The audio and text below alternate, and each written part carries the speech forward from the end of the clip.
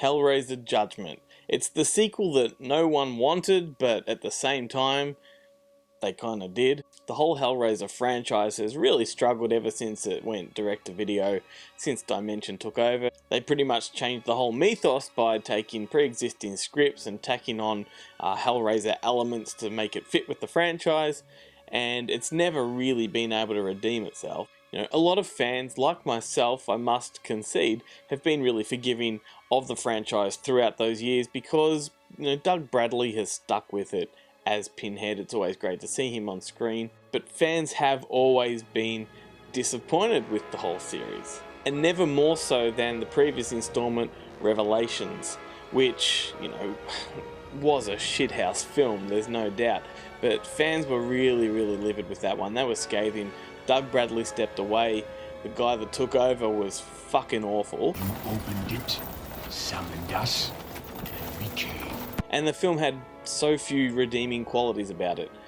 Although I've got to say, I was one of the few people that stepped in to defend it, mainly because it returned to a lot of those themes that Clive Barker had created in his original novella, such as, you know, blood resurrecting the dead and Cenobites being called to action by someone triggering the box. But I'm not going to fuck with you guys because you hated it, and fair enough. But now comes Judgment, the latest installment, once again without Doug Bradley, and you know what?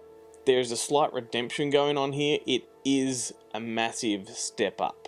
Director Gary Tunnicliffe, he's clearly a fan. He has recaptured a lot of the spirit of the original, the darkness, you know, the shadows and the smoke effects, the colors. It's a really grimy film, and it is such a horror film. I mean, this one's really repulsive. This is as disgusting as it's been since part 2, I think. It kind of plays out like a cross between Seven meets Hostel.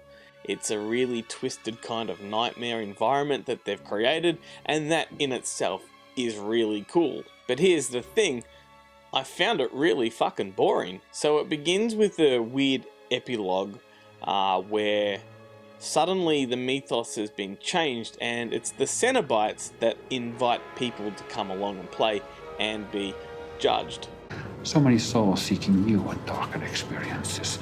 Degradation upon degradation, sin after sin. So then those are the souls we shall seek out first. Now that's a concept that I don't believe has been explored ever in the franchise, and if you ask me, it makes the Cenobites look really desperate. Nevertheless, these scenes where they do invite people to be judged are very cool. Like I said, they're grotesque.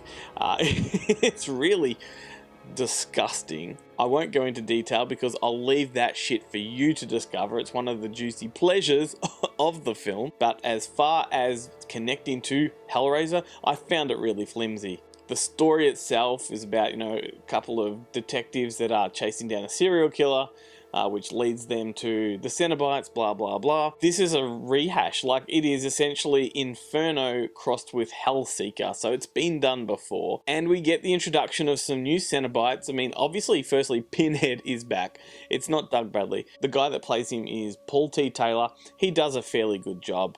It's as close to a Doug Bradley impersonation as they're gonna get, so I guess we kind of have to live with it. I kind of wish Hellraiser had moved forward without Pinhead at all. If you know the mythos, you just don't need him. He's just one of thousands. But there's some new characters. We've got the Auditor, we've got the Assessor. These are really cool creations that are new to the franchise. They're fresh, very intriguing, very entertaining, and their time on screen is very cool. We also have the return of the Chatterer as well as the twins, and that's cool. Just connects it that bit much more. But it's very tenuous, and their screen time occupies so little of the story that I just don't know why fans are so excited about this one, to be honest with you. Okay, so trying to think of a couple of other positives to say. I guess I really like the fact that it does explore the concepts of heaven and hell. That's something that Clive Barker explored in the Scarlet Gospels recently, so I like that they've done that. They don't do it particularly well, but they do it nonetheless, and you know, that's kind of cool. Although in doing it, I think they're kind of getting a little bit pretentious with it. I just think they should have stuck with a lot of the original concepts. And what the fuck is with the whole Jesus wept line? Are you fucking serious? The performances are okay, there's nothing great about them, the characters are not that interesting. Heather Langenkamp was supposed to be in this film and everyone got so fucking excited. You know, that's Nancy from A Nightmare on Elm Street, and the fact that she's jumping into a whole other franchise, everyone was frothing about it. If you blink, you'll miss her. Actually, fuck that. You don't have to blink and you'll still miss her. Just look out for the landlady. That's her. So anyway, Hellraiser Judgment, not the movie I was expecting. It's a pretty good standalone horror film. It's got a lot of gore, it's got a nice atmosphere, hasn't got a lot else going for it. I hope if they move forward, they actually do something fucking interesting for once. Get the series back on track, but they're probably flogging a dead horse by now, which is fucking heartbreaking. I love Hellraiser. If I had to judge Hellraiser Judgment, you know, between a yes and a no, I guess it would get a from me. Anyway, that's it from me. I'll catch you on the next review. Take care.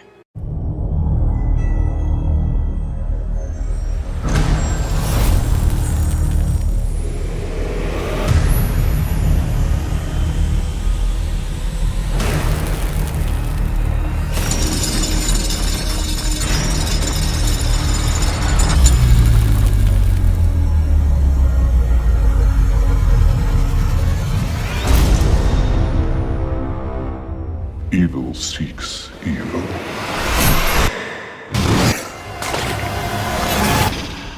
What is going on here? Let's just dive in, shall we? What we're investigating, it's very dark. Just curious. What do you see? You think you're too close to this case? Jesus Christ. It's him. What on earth is this place? It isn't.